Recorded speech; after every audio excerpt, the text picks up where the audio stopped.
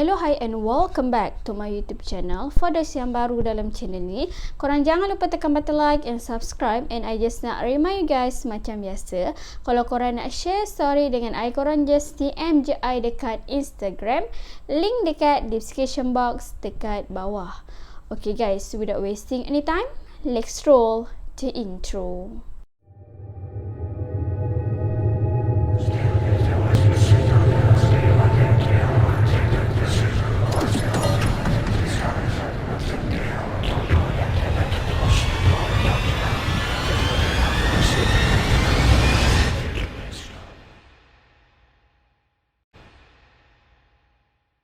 So guys, untuk video kali ni, I nak share dekat korang 3 kisah seram.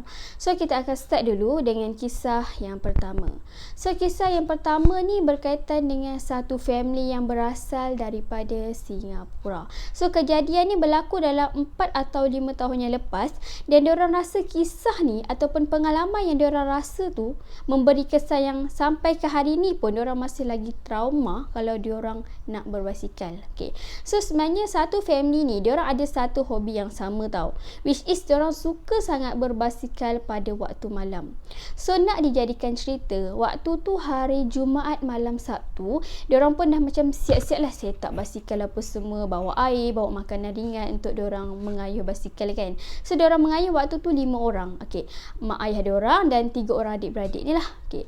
So waktu diorang mengayuh tu, sampailah dekat Pandan Garden, diorang stop jap untuk rehat dan diorang teruskan perjalanan balik sampai pula ke Keppel Bay. Okay. So sebenarnya penamat dia dekat situ lah.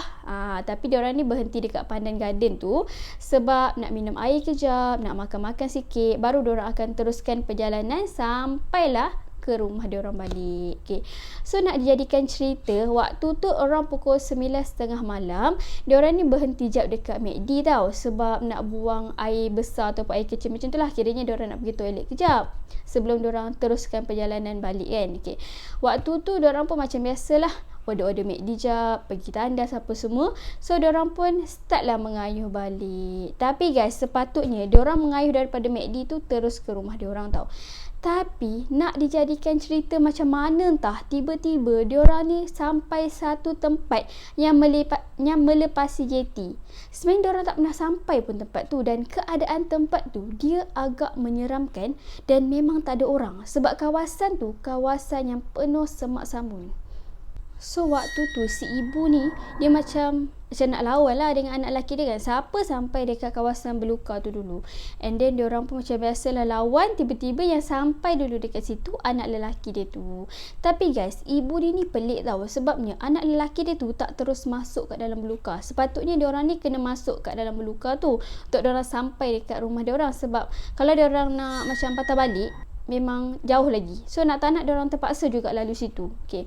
Waktu tu bila anak lelaki dia tu patah balik, and then ibu dia tanyalah, tak apalah, biar ibu jalan dulu, and then korang berempat ikut belakang. Kiranya ibu dia, lepas ayah dia barulah yang 3 orang yang akan ikut belakang tu. Okay. So waktu masuk je dekat dalam berluka tu, memang gelap guys, tiba-tiba gelap. Tapi disebabkan lampu basikal diorang tu agak cerah jugalah, boleh nampak lah yang bahagian depan kan, sebab ada 5 lampu basikal. So tak ada lah macam terlalu gelap. Tapi kalau tak ada lampu basikal tu memang gelap. Waktu tu diorang just masuk je dekat dalam berluka tu macam biasa. Dan bila masuk, tiba-tiba ibu dia yang dekat bahagian depan sekali rasa macam tak sedap hati. Dia rasa macam ada orang yang lalu dekat depan dia, and then menepis tangan dia waktu tu. Disebabkan tu diorang macam fikir kalau nak patah balik dekat dalam berluka tu, dia agak sempit tau jalan dia. So macam susah lah kan kalau nak patah balik, sebab lagipun diorang naik basikal. So nak tak nak diorang terpaksa juga tempuh berluka tu. Sampai je dekat penghujung jalan, sampai kira macam diorang dah lepas dah berluka tu, tiba-tiba ibu dia rasa tangan bahagian kiri dia ni rasa macam sakit tau. Dia rasa macam sakit, tapi dia just tak bagi tahu yang lain. Diorang ni teruskan je kayuh basikal sampai kat rumah, dan diorang sampai orang pukul 10.30 malam macam tu. And then barulah ibu dia bagi tahu yang tangan belah kiri dia rasa sakit. Nak angkat pun guys rasa sakit. Macam yang korang cucuk vaksin tu kan ada orang yang nak angkat tangan sakit kan, macam tu lah rasa, tapi maybe lagi sakit daripada tu. And then nak tak nak, terpaksalah anak dengan husband dia yang tolong dia apa semua untuk letakkan basikal dia, untuk bersihkan basikal dia macam tu. And then waktu tu ibu dia ni nak basuh lah tangan kan. Waktu nak basuh tangan tu, tiba-tiba ibu dia ni terkejut sangat-sangat sebab dia nampak dekat bahagian tangan kiri dia ada 3 kesan cakaran macam orang genggam tangan kita kuat-kuat tu. Dan lebam tu guys, dia bukan lebam biasa-biasa punya. Dia lebam macam lebam berbisa macam tu. And malam tu juga ibu dia rasa macam tak sedap hati. Ibu dia ni call abang ipar dia untuk tanyalah apa yang terjadi kat diri dia. Sebab abang ipar dia ni kira macam mata batin dia terbuka macam tu lah. Kiranya dia boleh pantau je keadaan ibu diorang ni daripada jauh. So bila dapat tahu yang sebenarnya diorang ni lalu kawasan yang terlarang dan benda tu marah sangat dengan diorang. Disebabkan itulah dia kacau ibu diorang ni. So abang ipar dia ni suruh ibu dia tu untuk siram balik, macam bilas balik lah tangan tu dengan air sambil baca surah Al-Fatihah, ayat-ayat lazim, dan adalah ayat-ayat lain yang dia bagi waktu tengah bilas tangan macam tu. Keesokan hari tu, kesan yang 3 cakaran yang lebam yang berbisa tu hilang. Tapi sakit tu rasa lagi, dan lepas 3 hari lepas tu barulah sakit tu hilang. So sebenarnya nak cakap dekat sini, nak mengayuh basikal waktu malam ke, waktu pagi ke, waktu petang, tak kisah guys. Tapi kita kena tahu keadaan ataupun kira macam kawasan yang kita lalu tu. Kita boleh fikir logik lah kan. Kalau kita lalu macam kita masuk hutan, kalau kita masuk hutan kita kena jaga mulut. Macam tu jugalah kalau kita lalu kawasan yang sebenarnya dalam hati kita dah rasa tak sedap hati dah. So kisah yang kedua ni pula dikongsikan oleh Kak Hani. Tapi kejadian ni bukan berlaku dekat Kak Hani guys. Dia berlaku dekat anak lelaki Kak Hani, nama dia Amri. So kejadian ni berlaku dah lama dah, 7 tahun yang lepas. Waktu tu Amri ni daripada rumah dia dekat Felda Adila Johor nak pergi ke rumah mak dia, dan dia melalui lebuh raya Desaru Kota Tinggi. Waktu tu orang pukul 9 malam macam tu, Amri ni dia pun baliklah dekat rumah dia dulu sebab dia nak mandi apa semua. And waktu tu juga bini dia ada pesan untuk bawa lah macam pakaian sikit untuk balik dekat rumah mak dia tu. Sebab waktu ni guys, bini dia tengah berpantang dengan anak sulung dia tu, tengah ada dekat rumah mak dia, tengah waktu berpantang lah. Waktu tu waktu tu dia dah kemas dah barang pun semua. Dia pun letaklah beg tu dekat sofa dan dia teruslah keluar daripada rumah. Waktu tu dia dah terlupa guys, sebenarnya beg tu dia tertinggal dekat atas sofa dekat ruang tamu.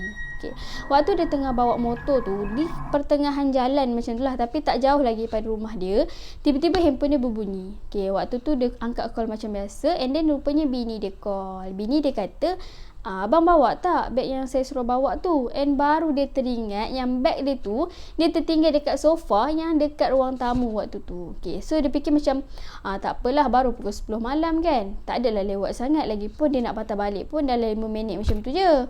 So dia pun patahlah balik. Tapi disebabkan dia rasa macam happy sangat nak jumpa anak dengan bini dia tu, dia terlupa yang mak dia pernah pesan kalau tertinggal apa-apa barang dekat rumah waktu malam macam tu, jangan patah balik. Itu petanda orang-orang tua cakap lah. Dia cakap kan, ada petanda tak buruk. Sebenarnya I pun baru tahulah benda ni betul ke tak kan, benda ni kan. Kiranya I baru tahu orang kata kalau tertinggal barang waktu malam tu tak payah nak patah balik rumah, sebab kiranya macam ada benda buruk yang akan berlaku. Nak dipendekkan cerita, waktu dia tengah bawa motor tu, tiba-tiba dekat pertengahan jalan, waktu tu dah jauh dah daripada rumah dia, tiba-tiba motor dia ni tak hidup. Tiba-tiba macam mati sendiri. Waktu tu dia macam dah istighfar dah, sebab waktu tu dekat kawasan tu memang tak ada satu kereta pun yang lalu. Tambah lagi motor kan, kira motor dia je ada kat situ. Waktu tu dia macam istighfar apa semua, dia bacalah surah-surah yang patut sambil dia start motor dia, dan alhamdulillah lah motor dia dapat dihidupkan. Tapi waktu dia nak bawa motor tu guys, dia rasa macam motor dia ni berat sangat. Macam biasalah korang tahulah kan, dia rasa macam berat. Bila nak bawa tu rasa macam tekan habis pun minyak tu, tekanlah pulas habis pun memang rasa macam tak berjalan macam tu. Even motor tu berjalan tapi memang slow sangat-sangat. Waktu tu dia macam tak sedap hati dah. Dan waktu tu jugalah dia terdengar dekat telinga dia macam ada jenis kain yang macam lalu dekat telinga dia. Kain berkibar-kibar tu lalu kat telinga dia.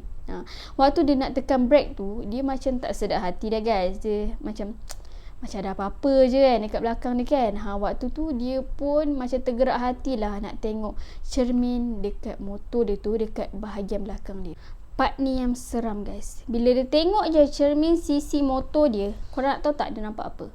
Dia nampak dekat bahagian pembonceng dekat motor dia tu ada Fatimah Rockers guys. Rambut dia mengerbang sangat-sangat. Waktu tu si Amri ni dah tak boleh nak buat apa dah. Dia just boleh baca Allah Akbar apa semua surah-surah yang dia ingat waktu tu.